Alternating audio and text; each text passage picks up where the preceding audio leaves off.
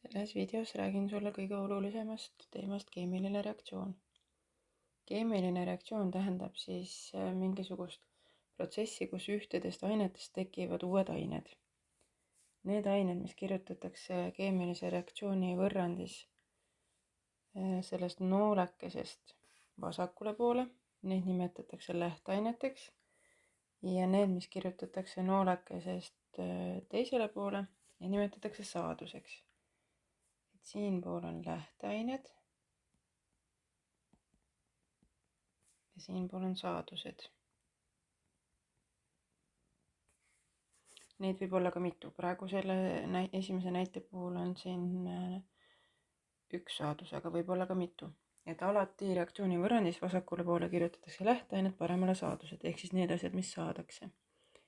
Ja keemilise reaktsiooniga käib kaasas selline asi nagu tasakaalustamine.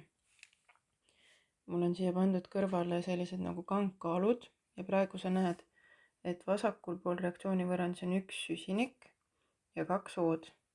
Paremal pool on ainult üks C ja üks O, see kangkaal ei ole praegu tasakaalus. Ja selleks, et reaktsiooni võrrandit tasakaalustada, saab kirjutada siia nende valemite ette suuri numbreid, mida nimetatakse kordajateks. Ja selleks, et ma teaksin, mitu tükki mingeid osakesi on, vaadatakse väikseid numbreid, mida nimetatakse indeksiteks. Ja selle indeksi järgi ma vaatangi, mitu O-d vasakul pool on. Vasakul pool on praegu 2 O-d, siis selleks, et ma saaksin paremale poole ka 2 O-d, ma pean siia ette kirjutama 2. Ja selle 2 kohta öeldakse siis, et see on kordaja. Ja see 2 käib praegu nii C kui O kohta. See tähendab, et siin pool, paremal pool on nüüd 2 C-d ja 2 O-d. Ja nüüd ma pean vaatama, et mul on siin paremal pool 2 C-d, siis ma pean panema siia ette ka 2. Ja nüüd need arvud klapivad sellega, mis siin alumises võrrandis on. 2 C-d pluss 1 O2. Kui siin ees midagi ei ole, siis see tähendab, et siin on 1. Ja siis see võrdub 2 CO-ga. CO on vingugaas näiteks, mis tekib mitte täielikul põlemisel. Ja nüüd sa näed, et see kangkaal siin on ilusti tasakaalus. On võrdselt 2 C-d ja 2 O-d mõlemal pool. See tähendabki siis reaktsiooni võrrandi tasakaalustamist. Ja siis näiteks on mul siin veel mõned võrrandid. Näiteks H2 pluss O2, see tekib H2O. Kõige tavalisem veetekke võrrand. Need numbrid siin, need väiksed, on indeksid.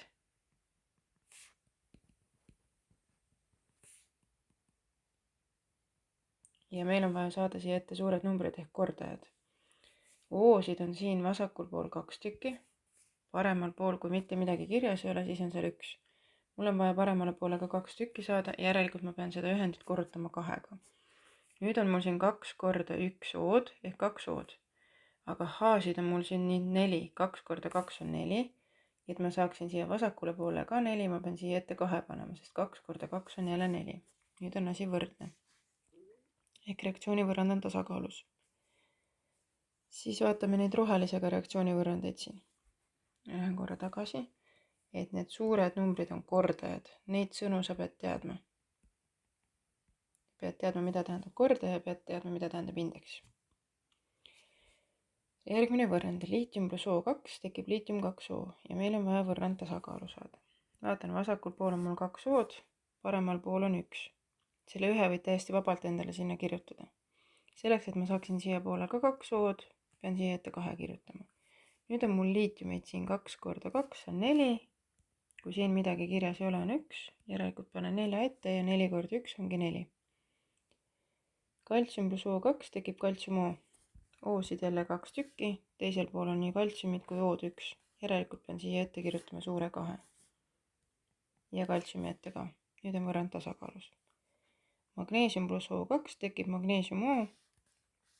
Vasakul pool O-sid 2, paremal pool jälle 1. Et saada tasakaalu, pean siia ette 2 panema. Nüüd on magneesiumid ka paremal pool 2, järelikult vasakule poole pean 2 ette kirjutama. Nii, mõned võrrandid veel. Ferrum ehk raud pluss O2 tekib ferrum 2 O3. Nüüd vaatan, mul on siin O-sid 2, teisel pool on 3. kui ühel pool on paarisarv ja teisel pool paaritu arv, siis on mõistlik tavaliselt see paaritu arv saada paarisarvuks. Korrutan seda siin 2-ga. Siis see tähendab, et mul on oosid nüüd 2 korda 3 on 6 tükki ja vasakule poole ka on 6 vaja saada. Ehk pean siia ette 3 kirjutama, sest 3 korda 2 on 6. Ja rauaatomeid on siin praegu 2 korda 2 on 4. Ja siin vasakul pool on 1, järelikult siia ette pean kirjutama 4. Järgmises võrrandis oosid on 2 tükki, paremal pool 1. Järelikult selleks, et tasakaalu saada, panen siia kõige ette 2. Ja nüüd on tsink ja mul siin 2 korda 1 võrdub 2 tükki. Siis pean tsingi ette ka 2 kirjutama, sest teda on ka siin enne ainult 1. Siis on sama võrrand, mis enne seal kangkaalude peal oli. C plus O2 tekib CO. Kuna oosid on vasakul pool 2, siis paremal pool peab ka olema 2. Alguses on mõlemad 1 ja 1. Ja et süsinikud oleks tasakaalus, tuleb siia ette ka 2 kirjutada. Ja viimane võrrand siit N2 plus O2 tekib NO2.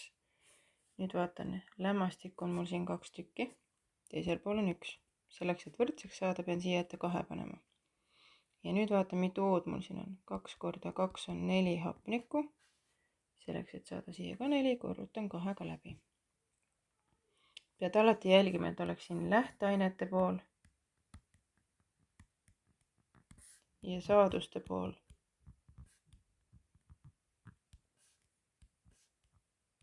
tasakaalus, et see tähendab seda, et peab olema sama arv aatomeid mõlemal pool noolekest. Ja üks asi, mida sa veel pead oskama, on see, et sa pead oskama neid molekule ja aatomeid kirjutada.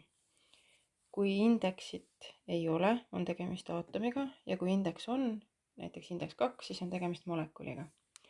Hapniku tähis on O, et neid oleks 2 tükki, panen siia ette 2. Ja et oleks molekul, pean siia väikse 2 veel panema indeksiks.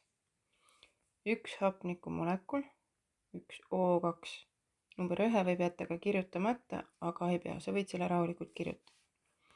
Ja 4 hapniku molekuli tähendab, et panen suure 4 ja et oleks hapniku molekulid, kirjutan O2 siia järele. Ja järgmised näited siin. 1 kaltsiumi aatom. Kaltsiumi tähis on Ca. Et oleks 1, siis jääbki nii. Või sa võid kirjutada ka nii 1 kaltsiumi ja indeksiga 1. Siis 2 kloori molekuli. Kloori tähis on Cl, et oleks molekul. Paneme siia indeks 2. Ja et neid oleks 2 tükki, siis kirjutan siia ette suure 2. Ehk see suur number ehk kordaja näitab, mitu tükki neid on. 3 alumiiniumi aatomit, 3 tükki, alumiiniumi tähis Al ja aatomil ei olegi indeksit vaja. Ja nüüd täpselt seesama asi, aga vastupidi. Kui on ette kirjutatud sul 3 H-d, siis sina pead teadma, et siin on 3 vesinikku, sest H on vesiniku tähis, aatomit, sest indeksit ei ole. Nüüd siin ees ei ole midagi kirjas, järelikult on siin 1 vesinikku, aga kuna siin on indeks 2, siis see on molekul. Ehk kui on juba indeks 2, siis on tegemist molekuliga.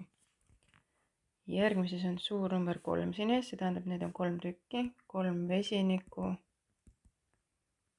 molekuli,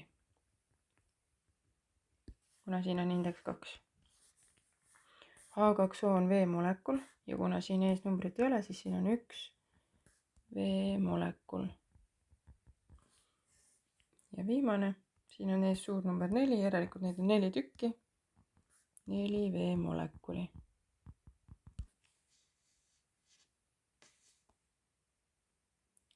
Ja saad rahulikult kõik üle vaadata, ma loodan, et sellest videost oli sulle abi.